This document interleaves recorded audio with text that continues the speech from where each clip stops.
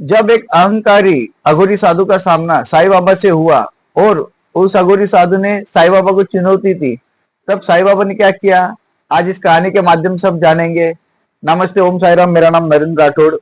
एक बार शिरडी में एक अघोरी साधु उसके चेलों के साथ शिरडी में आ पहुंचा। वो तंत्र मंत्र जानता था। लोग उससे डरते थे क्योंकि वो चिता की राख लगाता था पूरे शरीर पर, अजीब सी आवाजें निकालता था और लोगों को दावा करता कि मेरे पास भूत प्रेत की शक्तियां है। उसने साईं बाबा की ख्याति सुनी थी, इसलिए वो शिरडी में आया था ये सोचकर कि बाबा की परीक्षा लूंगा। एक बार ऐसे होता है, वे द्वारका माई जाता है और बाबा को ऊंचे आवाज में कहता है, अरे फकीर, तू अगर सच में संत है तो मेरे शक्ति को रोक कर दिखा। सब गांव वाले सहम जाते हैं, लेकिन बाबा शांत बैठे रहते हैं। एक उनकी आधी आंखें खुली होती है, आधी आंखें बंद होती है। इस प्रकार शांत बाबा बैठे हुए रहते हैं। कुछ देर में वे अघोरी जो होता है वो मंत्र पढ़ने लगता है।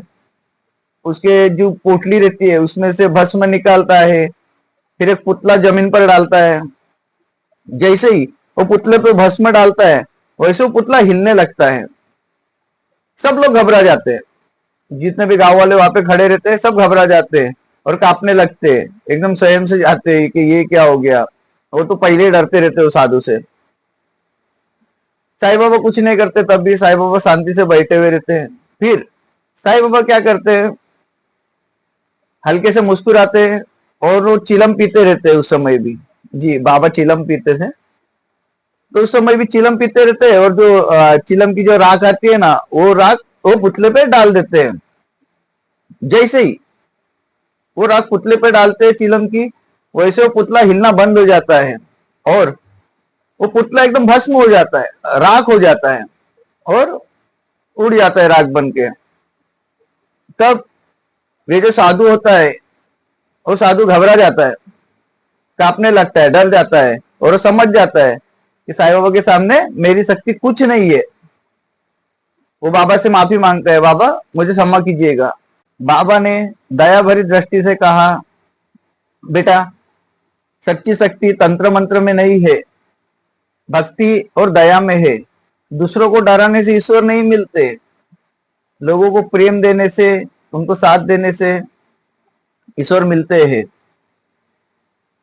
उस दिन से वे साधु एकदम सुधर गया। जो गलत शक्ति का, अपना शक्ति का दुरुपयोग करता था, वो उसने बंद कर दिया, लोगों को डराना बंद कर दिया और केवल बाबा का नाम जपने लग गया और वे भी शिरडी में रह गया उस दिन। इस कहानी का वर्णन किसी ग्रंथ या किताब में नहीं है, ये केवल पुराने लोक कथाओं में, लोगों की कही सुनी बातों में है। जो मैंने सुना, मुझे अच्छा लगा, मैंने आपको बता दिया।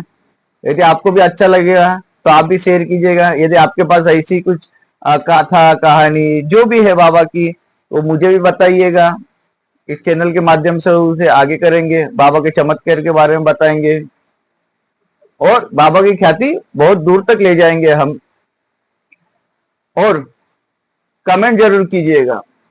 ओम साई राम लिखने में कितना टाइम लगता है, बाकी आपकी मर्जी, लिखे नहीं लिखे, लेकिन मेरे वीडियो को एक लाइक जरूर दीजिएगा यदि आपको मेरी बातें अच्छी लगती है तो।